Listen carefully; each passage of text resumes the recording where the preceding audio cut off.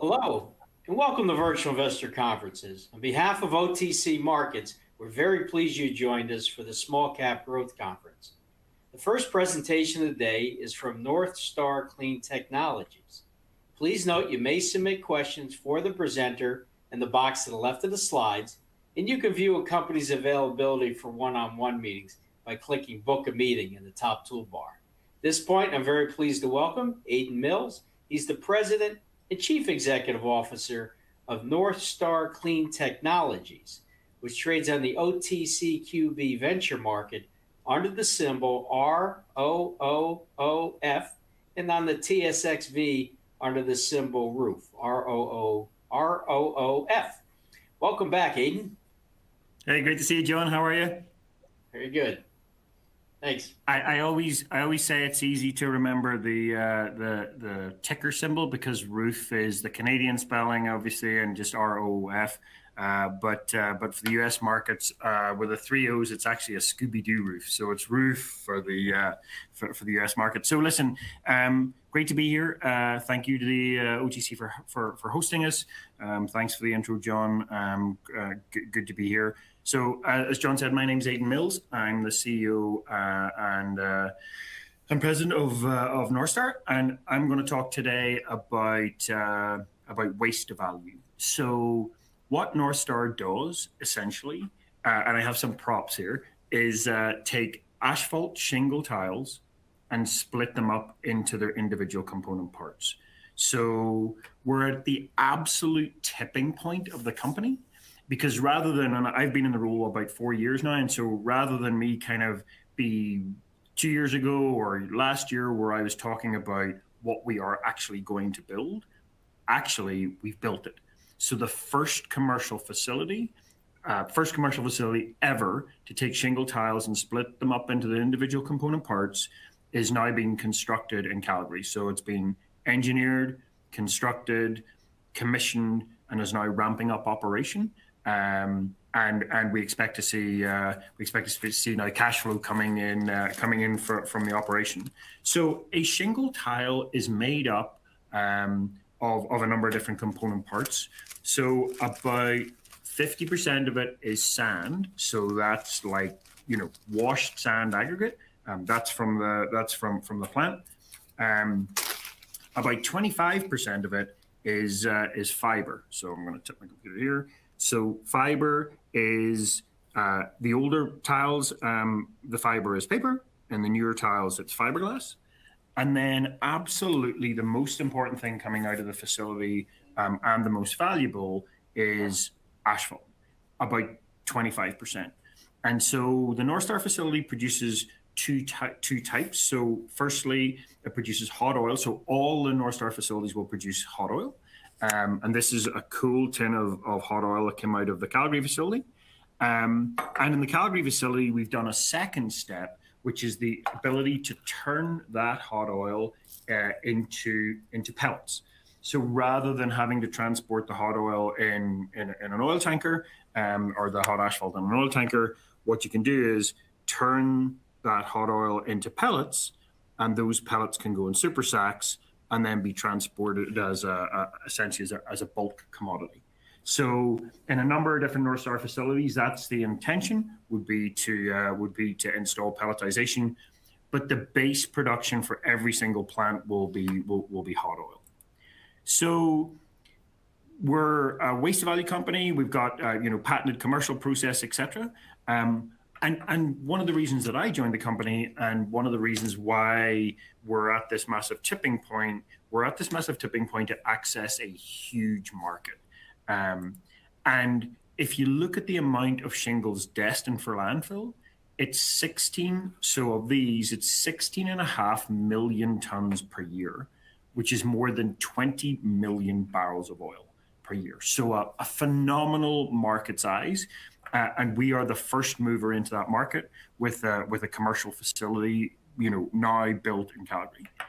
And so the industry association, so the Asphalt Roofing Manufacturers Association, or ARMA, their goal is to reduce the amount of shingles going to landfill by 50%, by 2035, and 100% by 2050. So nothing going to landfill by 2050.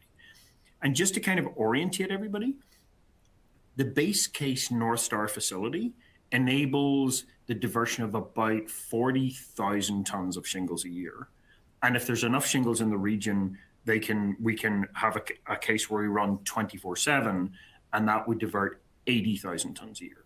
But at the 40,000 tons a year case, as an example, that means that we would have to build 400 Northstar facilities to be able to address this problem. Now, what's the value that we bring? Okay, so if you think about a Northstar facility, there's two elements of value to come. Firstly, the revenue from the tipping fee at the front end, and secondly, the revenue from the product at the back end. And I'll describe that in a little bit more detail. So if you have a ton of shingles that come off your roof and go to your local landfill, the contractor, and charge the consumer, but the contractor has to pay a tipping fee to that landfill. And so let's assume like Calgary's tipping fee is 113 Canadian per ton as an example. So what we do is we say to the providers for Northstar, hey, we'll give you a reduced figure versus the landfill to come to our facility. And so our objective is to divert the roofer or the waste company or whomever is bringing that shingle to the landfill to divert them to our facility. So the real advantage we have would be if we're close to the landfill where you're not expecting a roofer to drive another 30 kilometers or 40 kilometers. So close to the landfill, and then we discount it to enable that to switch. And then on the back end, the product revenue, so aggregate, limestone, fiber, all of which come out, all of which we extract through our process, nominal value. So kind of, $10 to $20 per ton from a revenue perspective. The highest value product we produce obviously is the asphalt.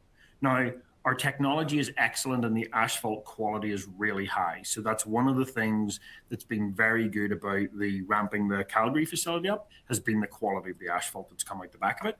And so this sells anywhere from kind of $500 to $1,000 a ton. So if you think about that versus the other products, absolutely, it's the asphalt that is the most valuable. And that's how we split up as we look at the commercial model. So tipping fee in the front end, about 35% the revenue, 65% coming from the product in the back end. And sorry, so let me just go back to these slides. So let's think about these two, as you think about these two markets and you think about the fundamentals that underpin the business. The first fundamental is the fundamental around feedstock supply. So tipping fees have been rising. So as you can see from the graph and the bars in the middle, that shows you the tipping fee raises across in the last 5 years.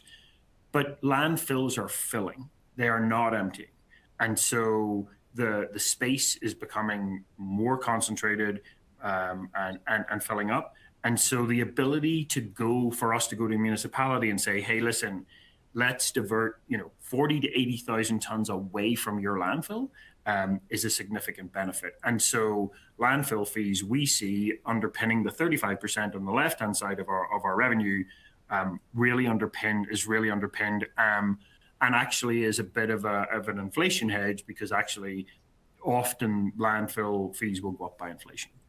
And then secondly, think about the asphalt coming out the back end. So as refineries close, in Europe or idle in the US, and as refineries switch to biofuels, the actual supply of asphalt is dropping. So over the last 5 years in the US, it's dropped 2 million tons. In Europe, it's dropped 3 million tons. And so the demand for asphalt continues. And so that's one of the real advantages of the actual product we're making out the back end. From a refining or from a feedstock perspective and from a hydrocarbon perspective is well supported. One of the things that investors always ask me is kind of like, well, you've done, it's a great idea and you're building this, but kind of where does your industry validation come from? This technology, number one, is the feedstock and where's that coming from? and number two is the offtake and kind of A to road paving and B to kind of shingle manufacturing. So on the right-hand side, we're about 20% owned by TAMCO, the US shingle manufacturer. And TAMCO have done the R&D to prove that this oil can go back in to make shingles. So it's completely circular. So the real advantage about that is when we go to municipalities, we can talk about the circular economy that this supports. And from a technical perspective, it means that the asphalt quality we're delivering can be reused in shingle manufacturing. Now, it can also go into roads and it can go into flat roofing. So there are three markets that we can see. So then you need to think about feedstock supply, and Calgary is a great example of how we think about feedstock supply. So if you look at the three boxes there, so the first one on the feedstock supply side, so the first box is ICO.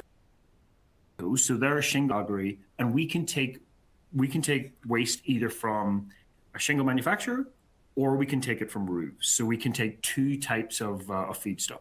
So ICO supply us between 10 and 15,000 tons a year. And the Calgary facility currently has got greater than 40,000 ton capacity, greater than 40,000 ton collection if you add all of these three up. But that's the base case kind of running day shift only. And I'll talk a little bit about that later.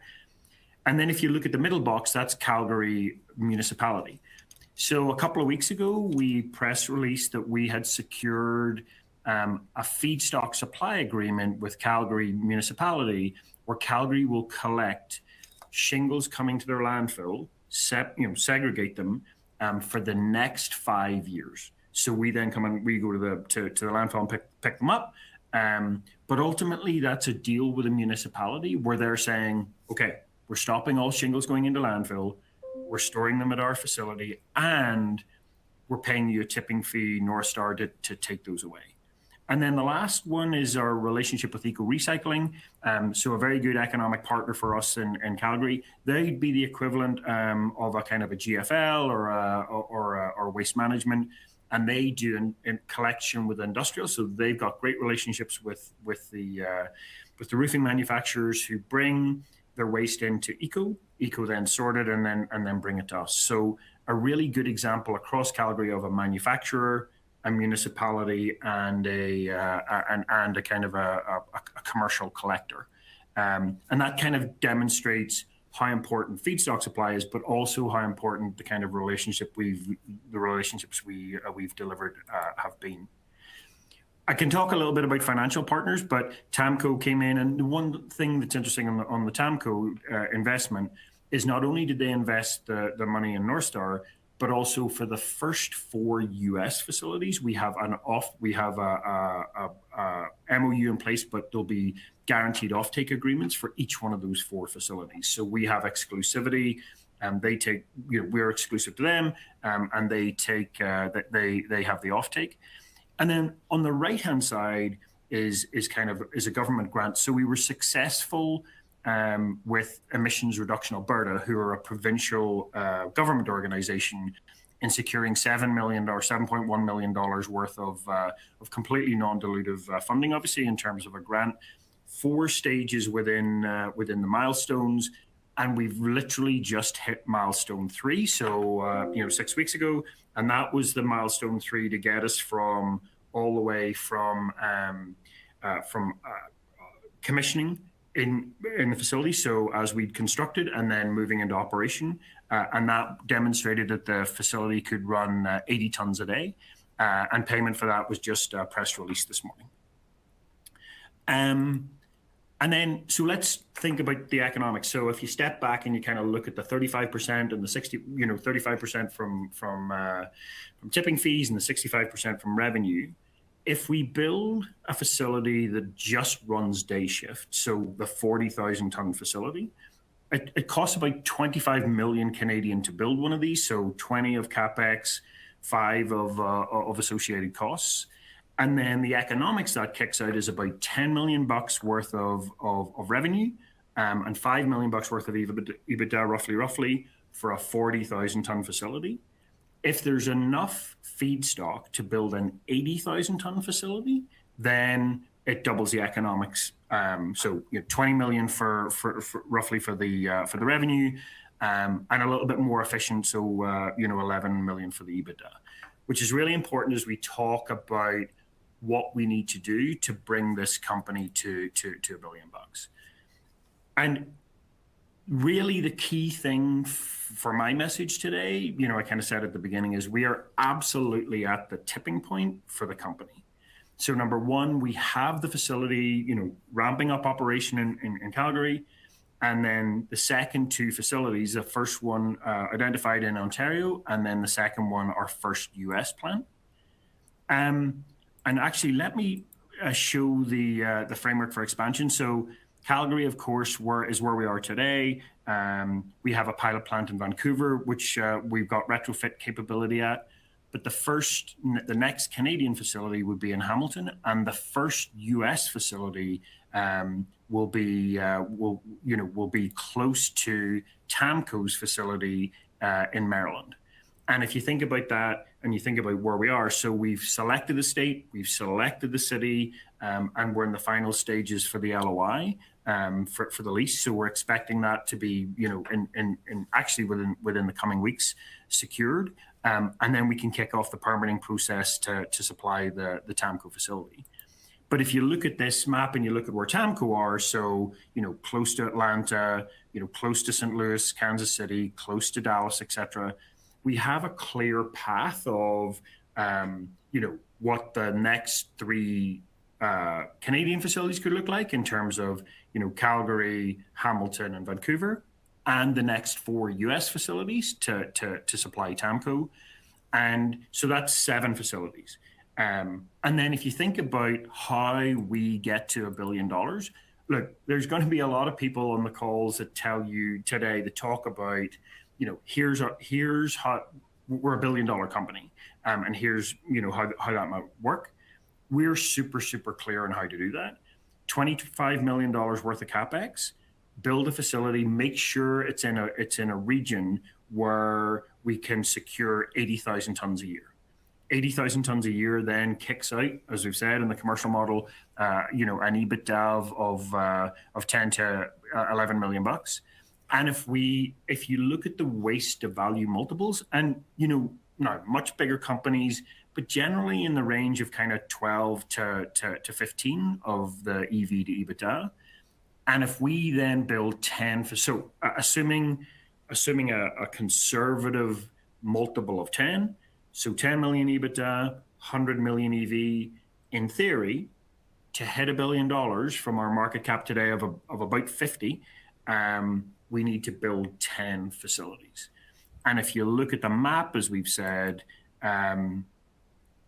the key as we look at this is all about where those 10 facilities could be. And you can see 3 in Canada very straightforwardly, 4 with TAMCO in the US, and then that's not even with touching, the areas of the country that have very high tipping fees, such as Seattle and Portland, and then obviously down the west coast to LA. And if we think about the growth rate, so we believe that we can pretty confidently build 3 plants. That's what the organizational capability, when we get into, as we build it, but as we get into 2026, that will be one of the targets, is to build the organizational capability to build 3 plants. So if you think about Calgary built, so you think about 2027, Calgary built, operating through 26 and ramping up, Hamilton built, and US 1 built in 2027 to exit 2027 with 3 plants, then that's when we should be expecting to add 3 more. And then once we built kind of 5 to 6, given the size of this market, we may consider licensing, because obviously to build 200 to 400 facilities across North America, licensing could be an interesting tool for us. The cap table. So listen, we've raised. So when I joined 4 years ago, that was just after an IPO of $12.2 million Canadian. We've raised $58 million over that period of time, of which 30 has been non-dilutive.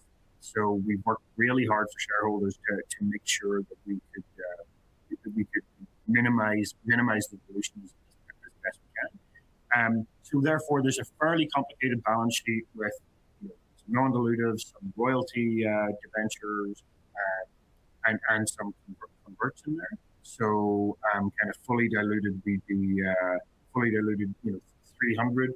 But if the warrants that are outlined there all got converted and came in, it would add another $20 million worth of cash to the balance sheet. And then really that's kind of the story. Like we're turning waste into value. We have a high budget. We've got a high margin model. We've got patented technology, so patents in place in the US and in Canada, and we believe we have a clear roadmap to the $1 billion, which is 10 facilities kind of processing 80,000 tons. Like our upcoming catalysts, that's one of the questions actually. Upcoming catalysts, ramping up the Calgary facility and demonstrating to the market cash flow break even, etc. Continuing development of Hamilton.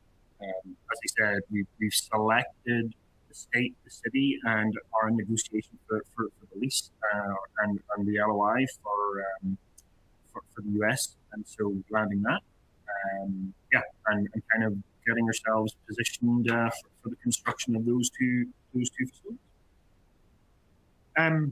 Okay, I'll turn to questions now, which hands me over to my if I can actually manage my question list here.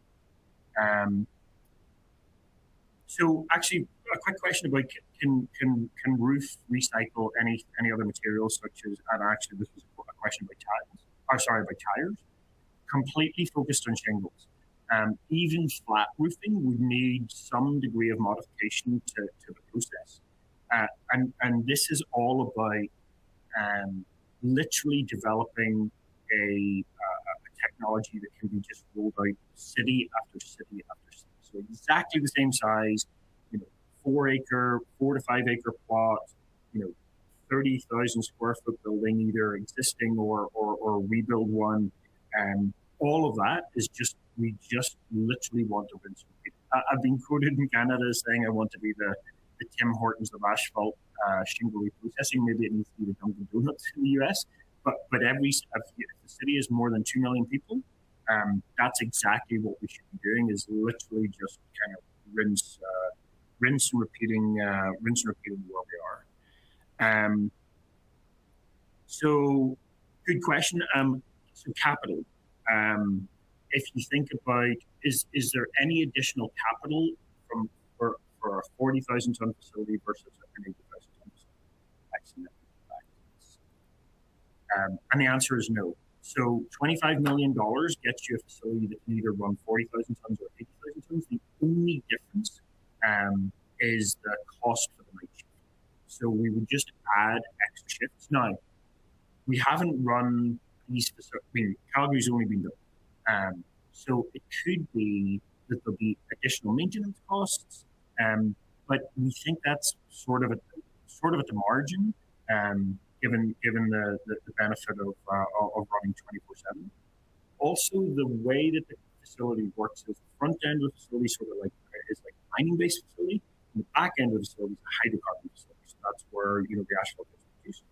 And all of that to say that my background is in oil and gas, and hydrocarbon facilities love running 24/7. They actually don't like being pulled back up again. So we do think the efficiency and the best way to run these is 24/7. So another question: top 3 hurdles for getting a facility construction approved. This is a light industrial process. So that's the zoning that we have. When you look at a waste facility like this, there's probably kind of 2 big things that we have to do from a permitting perspective. One is a waste collection permit. So that's literally just to bring shingles in and store them on your site before you're processing. And not really that difficult to get, but actually something you have to manage. And in some areas, they'll be like, well, some jurisdictions will be, well, actually, your shingles need to be under cover. So that's that's one of the things. And then the second thing is, because we have a hydrocarbon process, the only thing that we have to do with respect to that is always get an air permit. And that's just because we use natural gas in the process. And those are the two things. I mean, in terms of timing, that's generally a year of permitting. And so when we think about how quickly can we roll one of these out? I mean, once we've selected the city, selected the site, worked with kind of local government to kind of say, yep, this is where we're going. It's about a year of permitting and then 6 months of construction and kind of 2 to 3 months of commissioning. So really front to back until you're kind of up and running is sort of a 2-year, kind of like a 2-year process. And yeah, so question about how long does a permitting site take, and that's it. Let's see here. So actually interesting about the kind of technical risks. I mean, I think we've de-risked this process significantly. We're producing high asphalt oil at the back end of the plant. And now it's just about ramping up. So I think is the pump big enough, or is the level switch tripping too much? And just as literally as you run it up. Now we ran 80 tons a day to hit the government target, and that taught us a lot about kind of what was going on. And so now it's all about steadily increasing the hours and increasing the throughput, such that we're making high quality asphalt coming out the back end. But this is the first plant, so we learned a lot in engineering. We learned a lot in construction, we learned a lot in commissioning, and we will learn a lot in operations. And then the important thing is to take all of that and incorporate it into the design for the next facilities. So somebody asked, what's the cadence as we build plants? I mean, again, we believe we can build 3 plants a year. So Calgary, up and operating as we kind of go through 2026 up to full capacity. Construction of US1 and Hamilton in 2027, and as we leave 2027, we should have the ability to build 3 years. So obviously, during next year, we'll be identifying the next 3 sites and starting the whole permitting process, such that we're early in 27 as we're building the next 2, that we're starting the whole process for the next 3 sites.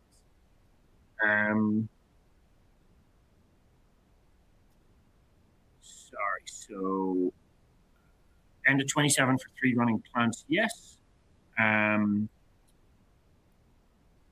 So what is the addressable market in the US?